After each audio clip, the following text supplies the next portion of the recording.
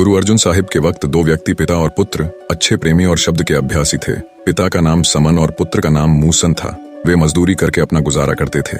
जब गुरु साहिब अमृतसर से लाहौर गए, सेवकों की भीड़ लग गई। कोई सेवक कहे कि मेरे घर खाना खाओ, तो कोई कहे मेरे घर खाओ। यह देखकर गुरु साहिब ने कहा कि आप सूची बना लो कि किस दिन किसके घर प्रसाद है। यह बात सुनकर समन और मूसन को भी शौक हुआ कि हम भी गुरु साहिब के लिए प्रसाद करें। उन्होंने सोचा कि खर्च को पूरा करने के लिए और अधिक मजदूरी कर लेंगे, सो उन्होंने भी सूची में नाम लिखवा दिया। जब उनका प्रसाद करवाने का दिन नजदीक आया तो वे दोनों बीमार पड़ गए। जो रुपए कमाए हुए थे दवा और खाने पीने में खर्च हो गए। अब प्रसाद कराने का दिन आ गया। लांगरियों का नियम था कि जो खाना उन्हें सुबह बनाना होता, उसके लिए वे रात को ही बर्तन और अन्य सामान तैयार कर लेते थे। रात को लांगरी आए और उनसे बोले, भाई जी, सुबह आपके घर प्रसाद है, सो हमें सामान दो। अब उनके पास कोई चीज तैयार नहीं थी। आपस में सलाह करते हैं कि क्या करें। आखिर सलाह हुई कि चोरी करके इस जरूरत को पूरा किया जाए, बाद में इतना रुपया कमाकर वापस कर देंगे। सदगुरु की सेवा जरूर करनी है। अगर प्रसाद न किया तो गुरु साहिब क्या कहेंगे। ये सोचकर उन्होंने लांगरियों से कहा कि अभी तो नहीं, लेकिन कल सूर्य निकलने से पहले ही सारा सामान दे देंगे। लांगरी चले गए।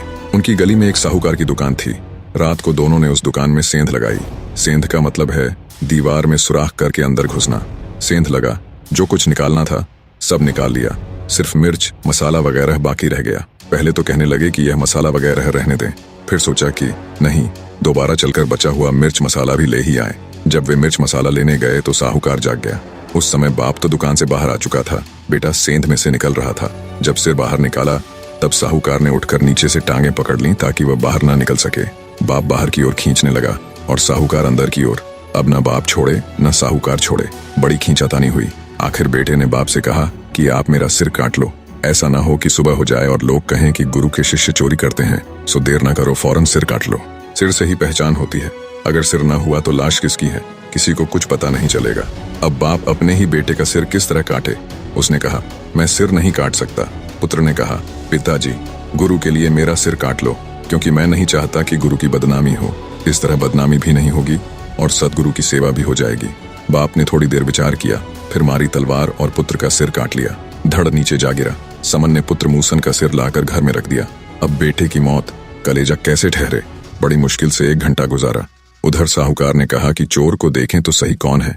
जब देखा उसका सिर नहीं है, उसको फिक्र हो गई। मन में सोचता है, अगर इसको ठिकाने न लगाया तो सुबह पुलिस मेरे दरवाजे पर खड़ी होगी और मैं पकड़ा जाऊंगा। पुलिस कहेगी कि तूने सिर काटा है। उसने समन को बुलाकर लाश उठवाई और कुछ रुपए भी दिए कि इसको ठिकाने लगा दे, मैं तुझे और भी खुश कर दूंगा।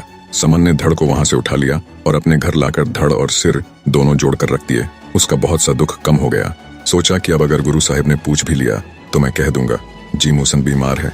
जब सुबह हुई तो सामान लेने के लिए लांगरी आए। समन ने उनको सारा सामान दे दिया। लांगरी लगे प्रसाद तैयार करने। जब प्रसाद तैयार हो गया तब गुरु साहिब आए। गुरु साहिब ने कहा, समन, मूसन को बुला। समन ने उनसे अर्ज की, महाराज जी, वह तो बीमार है। गुरु साहिब ने फरमाया, बीमार है तो क्या हुआ, उसे जरूर बुलाओ। समन बोला, हुजूर, वह नहीं आ सकता। गुरु साहिब कहने लगे, नहीं, उसको आना चाहिए। समन ने हाथ जोड़कर अर्ज की, हुजूर, मेरे कहने से वह नहीं आता। गुरु साहिब बोले, अच्छा तो फिर मैं बुलाऊं? समन ने कहा, जी हाँ, जरूर बुलाओ।